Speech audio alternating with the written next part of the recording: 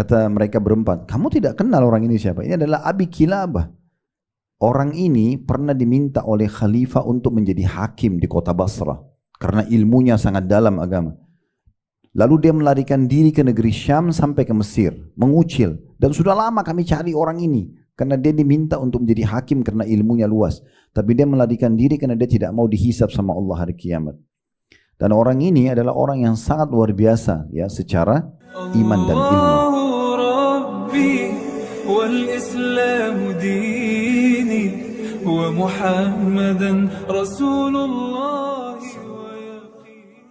Di awal pertemuan di poin ini saya ingin sampaikan, kalau pernah dengar kisah ini alhamdulillah, kalau belum berarti bisa diambil pelajaran, kalau sudah berarti ibu bisa jadikan sebagai peringatan kembali, mereview kembali ilmunya.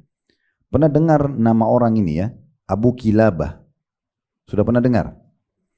Ada seorang yang soleh dulu, beliau wafat di tahun 104 Hijriah. Sebagian ulama ada yang memasukkannya sebagai sahabatnya Abdullah bin Abbas, artinya dia dari kalangan tabi'in. Ada juga yang mengkategorikan dia masuk dalam sahabat Nabi yang terakhir meninggal. Allahu a'lam, seperti itu kurang lebih yang kami pernah dapatkan. Yang jelas orang ini sangat terkenal sabarnya dan syukurnya. Dua hal ini berkat sekali pada diri dia. Coba kita dengarkan kisahnya. Al-Auza'i menyebutkan tentang kisah Abi Kilabah ini. Dia mengatakan ada seseorang yang bernama Abdullah bin Muhammad. Orang ini seorang mujahid. Dia pernah mau ikut perang di masa itu dan dia menjadikan target ikut pasukan muslimin di wilayah Mesir. Dia bilang sementara saya pergi ke lokasi peperangan jihad, saya melewatin sebuah kemah di sebuah tempat yang sangat terkucil di padang pasir. Saya lewat kemah itu seperti tidak terurus.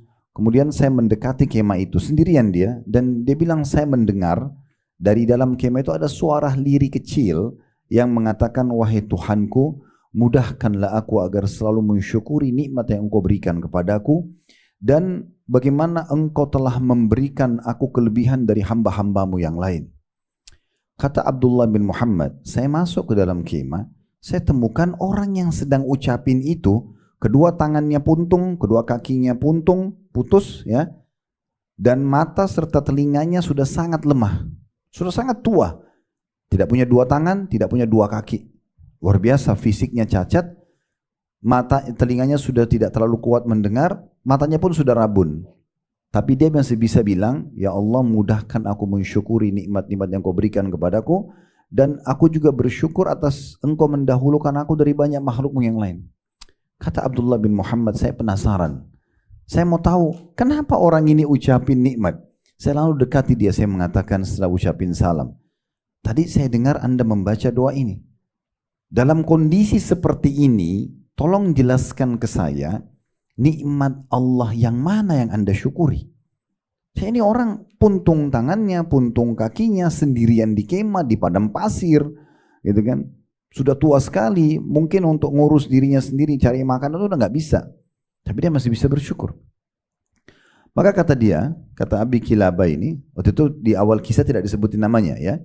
Tapi saya sebutin nama dia supaya jelas saja siapa figur yang sedang kita bahas. Maka dia pun mengatakan, jangan kau ucapkan itu, kata orang yang sedang ini. Sungguh lisanku yang terus bisa berzikir kepada Allah ini sebuah nikmat yang tidak terhingga. Ya.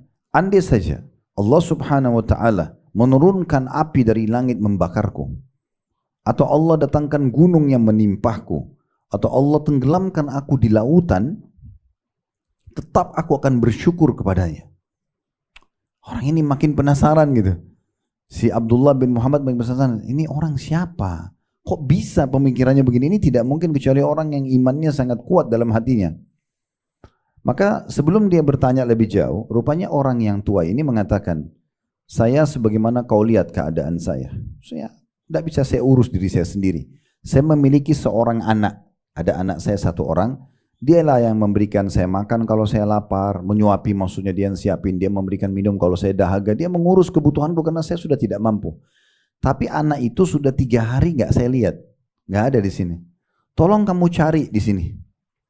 Maka kata Abdullah bin Muhammad, saya berkata pada orang tersebut, sungguh menolong orang seperti kamu lebih pantas gitu. Saya pasti akan tolong cari gitu ya. Dan seorang muslim kalau memenuhi kebutuhan saudaranya muslim, maka itu adalah amal yang paling besar pahalanya, termasuk yang besar pahalanya. Kata Abdullah bin Muhammad, saya pun keluar dari kemah, saya keliling-keliling cari. Mana ini anaknya? Karena di padang pasir ini pasti tidak banyak orang gitu. Bukan di kota, di desa yang mungkin masih banyak orang. Dia bilang sampai saya temukan ada satu gundukan tanah, pasir, lagi ada singa-singa ya mengurumuni satu tempat. Begitu saya lihat ternyata ada satu anak muda di situ. Dan saya yakin itu adalah anaknya dia. Maka saya bingung gimana caranya menyampaikan berita ini kepada orang tadi. Tapi saya harus sampaikan. Kemudian dia pulang masuk ke kemah itu. Begitu orang tua ini merasakan kedatangannya, lalu dia tanya, bukankah kamu tadi yang datang? Dia bilang iya. Kata Abdullah bin, iya. Lalu kata, bagaimana beritanya? Bagaimana tentang anak saya?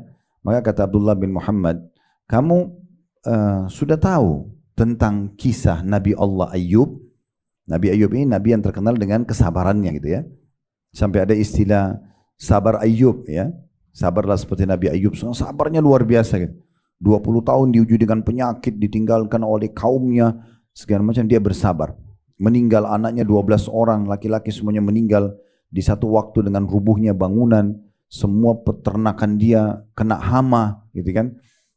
Perkebunannya semua habis ya.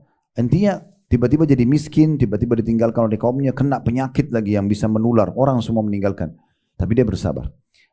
Kata Abdullah bin Muhammad kepada Abi Kilabah ini, orang tua ini, apa kamu tahu tentang kisah Nabi Ayyub? Dia bilang iya. Bagaimana orangnya?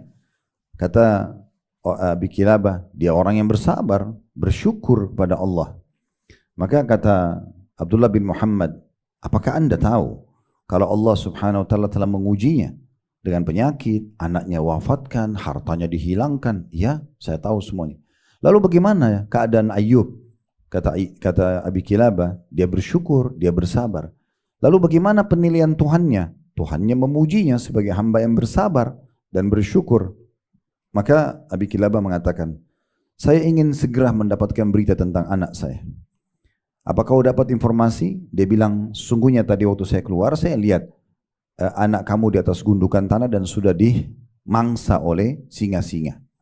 Maka tiba-tiba kata Abdullah bin Muhammad, Abi Kilabah mengatakan, Alhamdulillah, dalam kondisi itu ya, Alhamdulillah yang telah memberikan aku keturunan yang tidak pernah maksiat kepada Allah. Dia bilang begitu. Kemudian kata Abdullah bin Muhammad, dia pun menarik nafas dalam, kemudian meninggal dunia. Meninggal si Abi Kilabah ini. Kata Abdullah bin Muhammad, saya bingung gimana caranya ngurus orang ini nih. Saya sendirian, gak ada persiapan untuk bungkus kain kafan, segala macam. Dia bilang, saya keluar dari kemah, saya coba mencari ada nggak orang lewat. Tidak disengaja lewat 4 orang. Takdir Allah SWT begitu, berkuda, dan dari pakaian mereka sepertinya mereka ini di masa itu ya pejabat-pejabat kerajaan. Lewat. Kemudian dia bilang, saya kasih isyarat, mereka mampir. Lalu mereka bertanya, ada urusan apa? Ada masalah apa kamu? Dia ceritakan, dia bilang, saya ceritakan begini. Saya sedang mau pergi berjihad, saya mampir di kemah, itu kemahnya sana. Terus saya masuk, saya temukan orang tua, itu ceritakan sampai full sampai anaknya meninggal dan dia pun meninggal dunia. Bisa bantu saya? Kata mereka berempat, coba tunjukkan kami di mana jenazahnya. Dan waktu sampai di kemah, singkap wajahnya, karena wajahnya sudah ditutup oleh Abdullah bin Muhammad. Coba singkap wajahnya, disingkap wajahnya. Waktu disingkap wajahnya, tiba-tiba 4 orang ini mencium-ciumi wajah orang tersebut.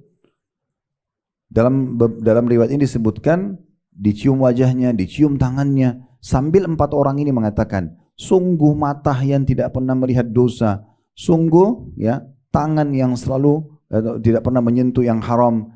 Begitu dipuji. Lalu kata Abdullah bin Muhammad, semoga Allah merahmati kalian. Siapa orang ini? Kata mereka berempat, kamu tidak kenal orang ini siapa? Ini adalah Abi Kilabah. Orang ini pernah diminta oleh khalifah untuk menjadi hakim di kota Basrah karena ilmunya sangat dalam agama. Lalu dia melarikan diri ke negeri Syam sampai ke Mesir, mengucil. Dan sudah lama kami cari orang ini, karena dia diminta untuk menjadi hakim karena ilmunya luas. Tapi dia melarikan diri karena dia tidak mau dihisab sama Allah hari kiamat. Dan orang ini adalah orang yang sangat luar biasa ya secara iman dan ilmu. Maka kata Abdullah bin Muhammad, kami pun akhirnya menguburkannya, ya, mensolatinya, kemudian kami berpisah. Kata Abdullah bin Muhammad, setelah saya tiba di tempat peperangan, di lokasi muslimin, malam hari saya tidur. Waktu saya tertidur, saya mimpi melihat Abi Kilabah. Dalam kondisi dia di surga, dia menggunakan pakaian-pakaian surga, wajahnya sudah berubah jadi muda, sehat, cacat tubuhnya sudah tidak cacat lagi, sempurna. Lalu saya bertanya dalam mimpi, dan dalam mimpi orang tidak bisa ngatur gitu. Dia bilang, saya tanya, bukankah kamu yang saya temuin di kemah itu? Kata Abi Kilabah, iya. Lalu apa yang Allah balas?